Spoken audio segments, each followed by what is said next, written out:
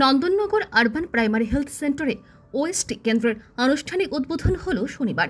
পশ্চিম ত্রিপুরা জেলা স্বাস্থ্য পরিবার কল্যাণ সোসাইটি এবং রাজ্য সরকারের স্বাস্থ্য পরিবার কল্যাণ দপ্তরের যৌথ উদ্যোগে এই ওএসটি কেন্দ্রের সূচনা হয়। নন্দননগর আরবান প্রাইমারি হেলথ সেন্টারের মাধ্যমে আজ থেকে পশ্চিম জেলায় মোট 18টি প্রাথমিক স্বাস্থ্য কেন্দ্র ওএসটি কেন্দ্র চালু হচ্ছে। এদিন সংবাদ মাধ্যমের মুখোমুখি হয়ে পশ্চিম ত্রিপুরা জেলা সভাধিপতি বিশ্বজিৎ শীল বলেন, রাজ্যকে নেশামুক্ত করতে বিভিন্ন উদ্যোগ গ্রহণ করে চলেছে রাজ্য সরকার। তারই অঙ্গ হিসেবে রাজ্যের বিভিন্ন প্রাথমিক স্বাস্থ্য কেন্দ্রগুলিতে ওএসটি সেন্টার চালু করেছে রাজ্যের স্বাস্থ্য দপ্তর।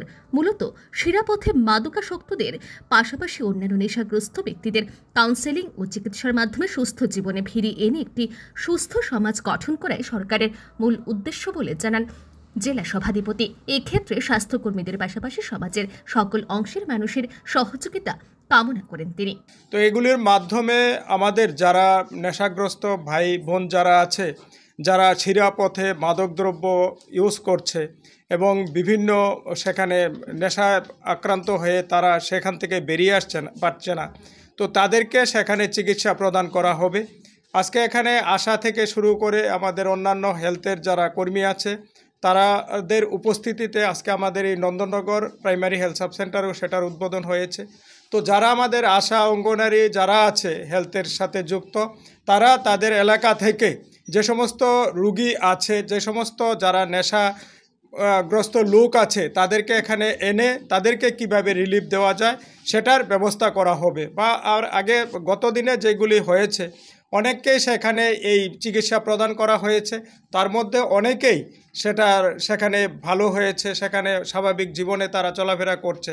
তো আমার আশা আজকে যে 18টি আমাদের সেন্টারের উদ্বোধন হয়েছে, এই 18টি সেন্টারের মাধ্যমে আমাদের যারা আছে, যারা এই ইনজেকশন নিচ্ছে বা গন্ধ-সুখে যারা নিচ্ছে, নেশা করছে বা অন্যান্য পথে যারা নেশা সেবন করছে বা নেশা ব্যবহার করছে, তাদেরকে সচেতন করে তাদেরকে এই রিলিফ সেন্টারে আর এই স্বাস্থ্যকেন্দ্রে এনে তাদেরকে চিকিৎসা পরিষেবা তারা প্রদান করবে এবং আমার পূর্ণ বিশ্বাস সেটা তারা সফলতা পাবে এবং যারা নেশাগ্রস্ত আছে তারা স্বাভাবিক জীবনে ফিরে আসবে।